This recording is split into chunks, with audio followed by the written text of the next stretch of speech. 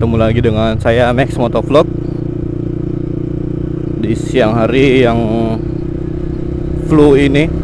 Ya saya lagi flu, jadi mungkin saya tidak ini, suaranya mungkin kurang jelas karena lagi flu.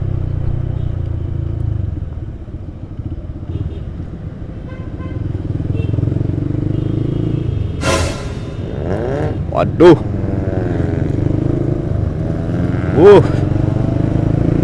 ngeri, taksi ngeri. Jadi di video kali ini saya mau bahas sesuatu. Kalian ada yang sering ini enggak? Kalian ada yang sering jual-jual apa begitu di toko online, OLX apa dan sebagainya. Nah, kemarin saya dapat pengalaman baru nih. Kemarin ada yang nyebrang. Kemarin saya dapat pengalaman baru setelah memposting helm yang mau saya jual. Ya, saya lagi mau jual helm yang ada di helm yang saya pakai di video closing itu akan saya jual. Oke, kita mulai deh ceritanya. Ya, kemarin kan saya jual helm, saya posting helm ini di salah satu situs jual beli di Indonesia, namanya OLX.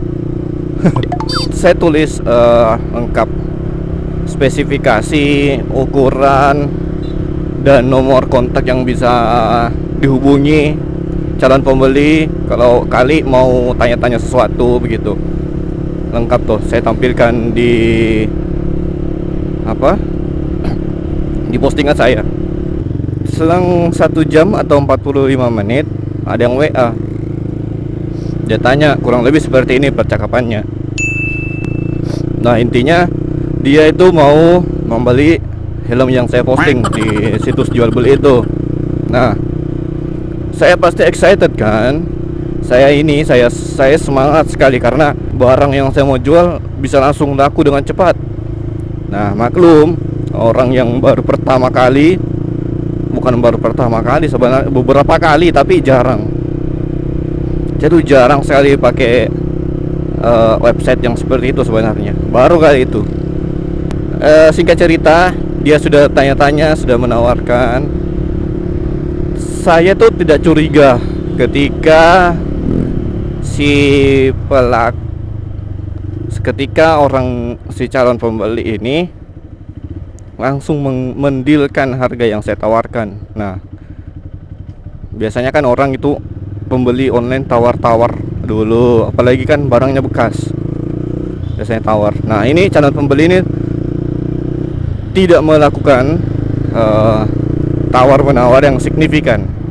Langsung dia oke kan, langsung deal kan, tanya ongkir berapa, langsung mau dikirim. Waktu itu dia minta dikirimnya ke Minahasa. Singkat cerita, dia minta nomor rekening. Nah, anehnya lagi, dia minta rekening dengan KTP, foto KTP. Nah, bodohnya saya mungkin di situ saya belum curiga. Saya belum curiga kalau kok ini orang minta foto KTP ya.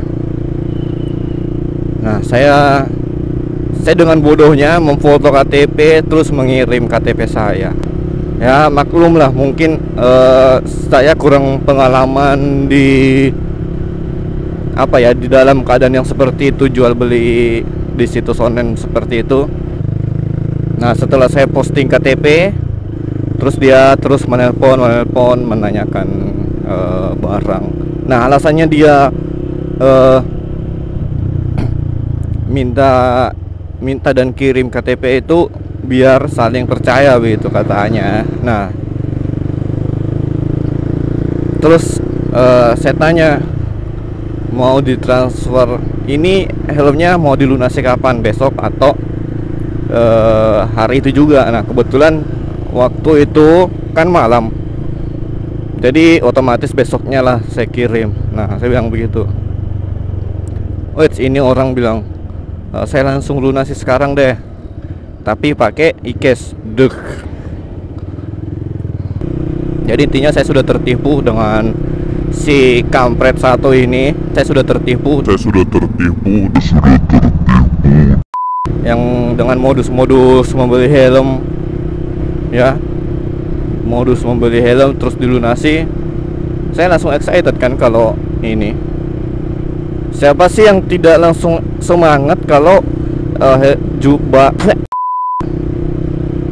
kalau barang jualannya itu seketika langsung ada yang tanyakan, langsung ada yang mau beli, langsung ada yang mau lunasi. Nah, saya langsung semangat waktu itu. Dan ternyata pada saat dia bilang, "Oke Mas, saya transfer pakai e-cash ya. Nanti e-cashnya diaktifin dulu di bank ini." Waduh, saya langsung curiga ini. Jadi singkat cerita, saya cari di Google apa sih e-cash itu dan modus-modus penipuannya, dan ternyata dapat. Setelah saya baca, ternyata alur metodenya itu sama. Untungnya saya kemarin itu waktu ditanya suruh cek transferannya, ATM saya ketinggalan di rumah. Jadi saya bilang nanti kalau saya pulang langsung saya cek. Nah, ternyata pada saat itu saya ditelepon terus. Tapi teleponnya saya tidak angkat karena telepon ketiga. Pada saat menelpon ketiga itu HP dipakai main Mobile Legend. Pada saat saya cari-cari artikel-artikel tentang e-cash yang katanya transfer melalui e-cash, kalau uangnya mau diambil harus diaktifkan dulu kode apanya begitu, OTP apa begitu. Dan akhirnya kalau kita tertipu dan mengaktifkan kode apa itu, bukan kita yang menerima uang, malah uang kita yang dilempar ke si pelaku. Jadi dia itu seperti mengkeruk uang yang ada di ATM kita. Modus operandi penipuannya itu sama persis dengan yang di artikel yang saya baca itu. Jadi pertama dia akan menelpon atau menghubungi si penjual, terus dia langsung sok-sok mau melunasi barangnya. Dan pertama dia minta ini dulu, minta nomor rekening, minta foto KTP, ya kan. Terus sok-sok mau melunasi, langsung seketika itu mau melunasi pembeliannya, tapi transfernya melalui e-cash. Nah, kalau orang-orang yang kurang mengerti internet dan sebagainya, itu pasti akan langsung mengiyakan. Untung pada saat itu saya ada di warkop. Jadi saya langsung cari. Nah, setelah dia mentransfer melalui e-cash, dia akan terus menelpon si penjual. Pasti kan orang tidak tahu itu bagaimana sih caranya ambil uang yang ditransfer melalui e-cash. Karena yang selama ini kan orang tahu itu jual beli online ya tinggal transfer aja begitu. Tidak perlu pakai cara-cara lain lah yang aneh-aneh. Cukup transfer biasa aja sudah. Nah, ini pakai e-cash. Orang pasti akan bingung dan pelaku akan mengambil alasan, saya akan bimbing, saya akan kasih tahu caranya, langsung saja ke ATM. Nah, pada saat itu alih-alih kita dapat uang, yang ada malah kita dihabisi, Pak. Selang beberapa menit setelah saya sadar bahwa ini adalah penipuan, nomor HP dari si pelaku langsung saya blok, WA-nya langsung saya blok. Oh iya, dia sempat mengancam akan melaporkan ke polisi dan mencaplok foto seorang polisi di Google. Maaf ya Pak, fotonya dicaplok pelaku nih. Fotonya dicaplok pelaku penipuan. Katanya dia mengaku bahwa yang polisi itu adalah kakaknya. Waduh, saya cuma ketawa dalam hati. Soalnya ini modusnya itu persis sama yang di artikel yang saya baca. Pokoknya percis sekali, percis. Jadi pelajarannya apa yang saya ambil dari pengalaman saya kali ini, bahwa kita itu tidak boleh benar-benar tidak boleh langsung percaya kepada orang lain, apalagi yang dikenal cuma melalui media sosial.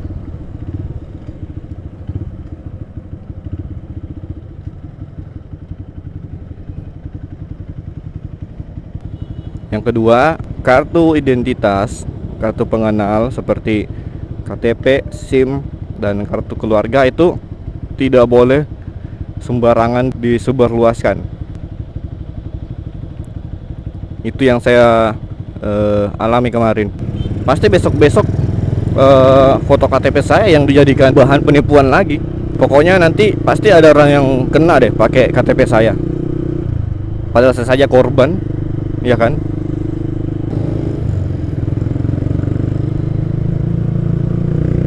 Nah, yang selanjutnya itu kalau kalian mau bertransaksi online,